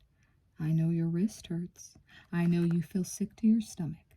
I know because I know everything." He leaned over and kissed her on the forehead. His breath was cool, but his lips were warm, and she felt his touch as if he had, in one move, caressed her entire body. "Drink your wine, Teresa," he whispered in her ear. "It will help you through this bad time." Teresa tasted the wine. It was warm, thick, like fresh orange juice, with plenty of pulp. Had it not tasted so good, though, she would have thought she was drinking human blood. It looked like it. In an instant, her nausea began to recede. She took a larger drink, and the throbbing in her wrist lessened. "It's good," she mumbled. "You're good." He kissed her ear, her hair, moving slowly back to her face. He kissed her eyebrows and dropped his glass on the floor, and the glass splattered at their feet. Fortunately, the wine did not ignite as that in the bottle had. Or maybe it did. She suddenly felt as if she were standing in a pool of flames. The moment was pure eroticism, pleasurable beyond belief. Free tilted her face up and began to kiss her mouth, deep kisses that made her feel as if she were naked. "You're so bad." He could read her mind, that boy. He took the glass out of her hand and led her to the bed, where she stretched out beside him and threw her arms around his neck, while his hands moved over her body to places Bill had never wanted to venture. But Teresa did not think about her boyfriend then, nor did she think of Poppy waiting outside in the car. Her passion consumed her, and maybe the old hag was right and it was cheap, but Teresa felt it was high time she had got a bargain. Free's mouth was all over her, and the wine in his mouth darkened her skin in places where he caressed her, so that, yes, once more, it looked as if the beverage was blood, making her believe that she was bleeding and being eaten by the boy who was making love to her. Yet she laughed at the thought in her ecstasy. It was all a dream. It must be. Right then, she couldn't even remember having left home. The growing sensations in her body took her mind and blew it out the open windows on the cold wind. Out over the sea, which foamed like a cauldron full of witches' brew. There she saw tall towers in the distance, fortresses of stone and steel built by old wizards and dark lords to defend realms founded on black magic and sharp sword. Her mind flew like a wraith through the dead past, while her body shuddered in the eternal present. The moment was rich. She told herself in the vacuum that had once contained her thoughts, that it didn't matter if she could remember everything she had done that night. She was enjoying herself.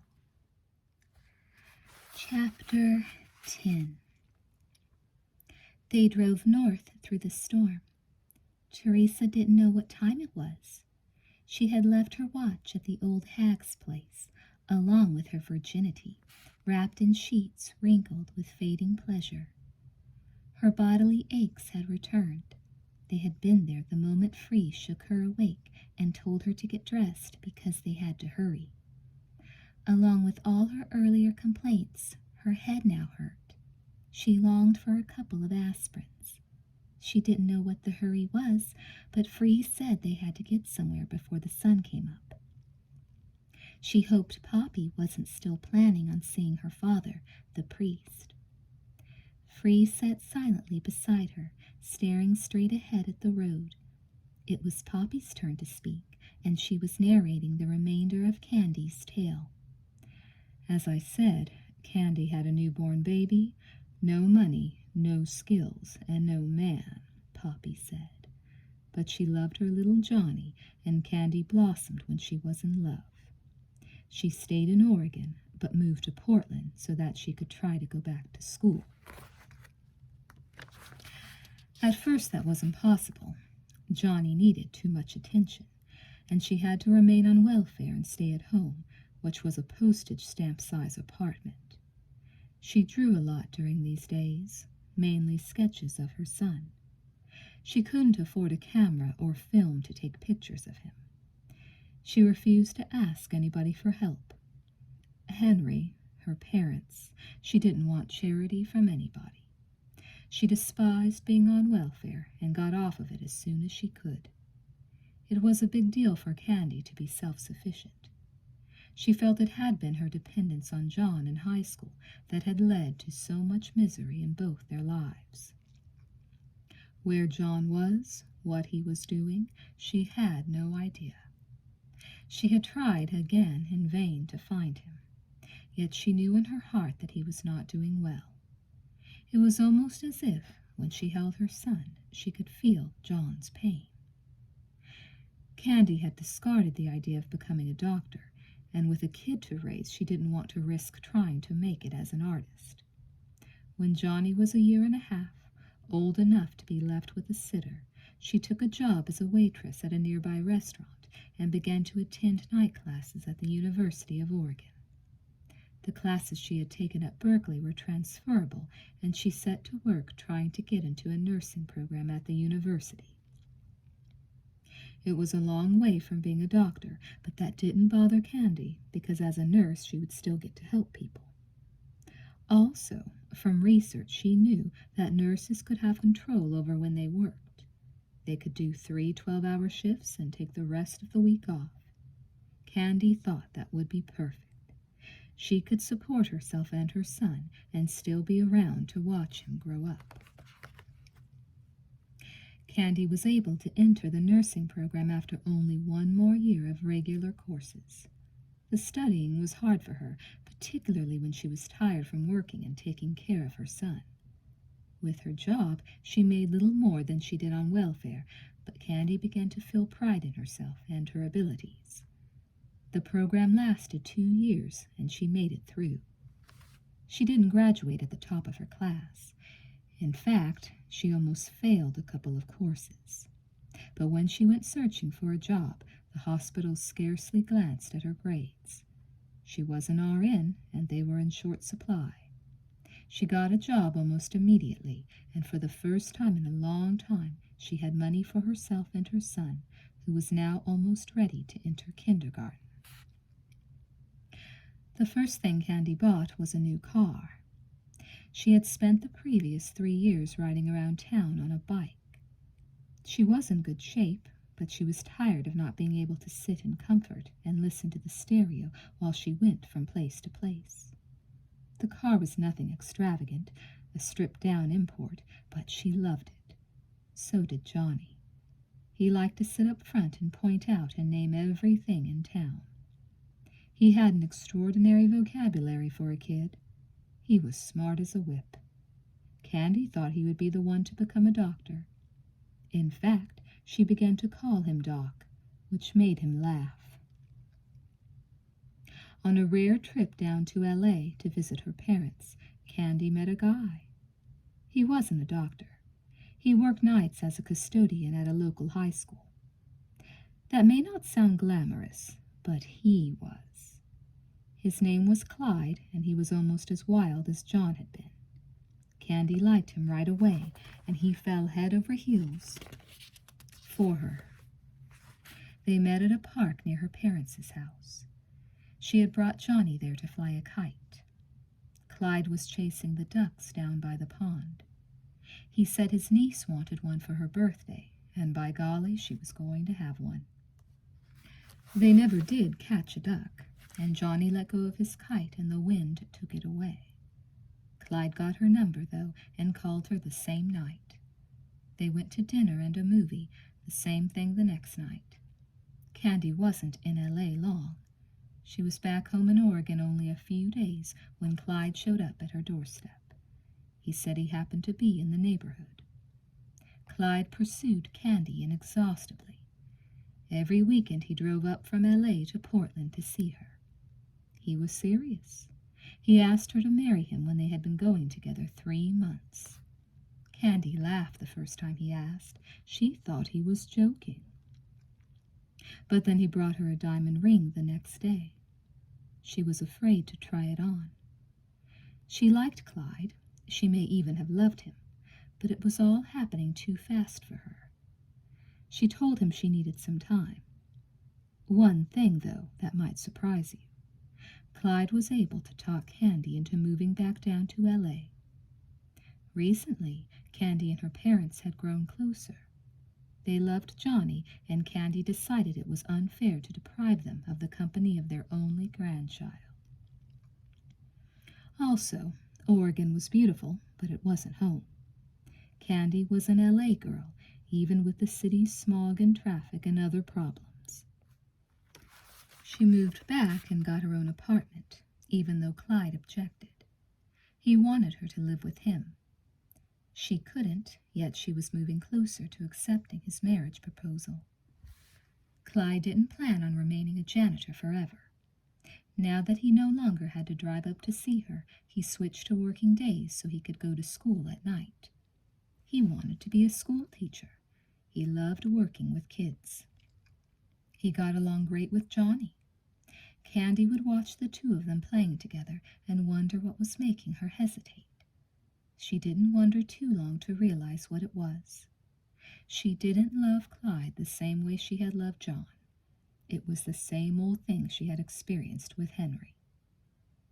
But Candy wasn't thinking about John the night she ran out late at night to buy a carton of cigarettes. Clyde was staying overnight at her place. She got off work about 9 and had spent the evening watching rented movies with Clyde. It was maybe 1 in the morning. Johnny was long asleep. Clyde didn't go to the store with her because he had to stay to watch Johnny and because he didn't approve of her habit. He used to say to her, "You're a nurse. You know what those things do to your lungs and heart." But Candy had been smoking since high school, and even John had been unable to get her to quit. Candy had been back in L.A. about 3 months at this time. She had an excellent job at a hospital about 2 miles from her apartment. It was a rainy night, and she was tired but feeling content. In fact, as she drove to the all-night mini-mart near her place, she thought that her life had finally begun to turn around. She had financial stability and a man who loved her. Her son was healthy. On the drive to get her cigarettes, Candy counted her blessings. But blessings are not like gold coins. You can't count them and lock them in a safe and expect to find them there later. Candy had been tossed around by fate all her life, and fate's kind of like a kid who has found a nice ball to play with, a ball that bounces back. The kid will keep playing with the ball until it goes flat or she loses it. Candy was about to lose something that night, though she didn't know it. She parked in front of the mini-mart. She had been there a dozen times late at night. usually to get cigarettes and maybe fill up her gas tank. The place was always open. She got out of her car and walked toward the door. She walked fast. The rain was coming down hard and she didn't want to get wet. It was only when she had her hand on the door and was about to open it that she raised her eyes and saw the man inside with a gun in his hand pointed at the head of the store owner. Her breath stuck in her chest. She knew she should turn and run away, call the police, but she blinked and peered closer. The man looked familiar. It was John, her long-lost love. John was robbing this store. That was terrible, she thought. There must be some mistake. She opened the door and stepped inside. "Stop right there," Free interrupted. "Why?" Poppy asked. "Yeah, why?" Teresa asked. She wanted to hear the end of the story. She had waited so long to hear it. The tale helped distract her from her nausea and her burning wrist. The skin below her left hand could have had a torch on it, it hurt so much. She was going to have to take something for the pain soon. "I want to tell this part," Free said. "You'll screw it up, Poppy. You'll change things around to give Teresa the wrong idea." "Very well," Poppy said. "Give us John's version of the night of the holdup." "In a few minutes," Free said. "First, I want to explain how John happened to be there that night. Listen closely, Poppy. You might learn a thing or two." "I doubt it," Poppy muttered.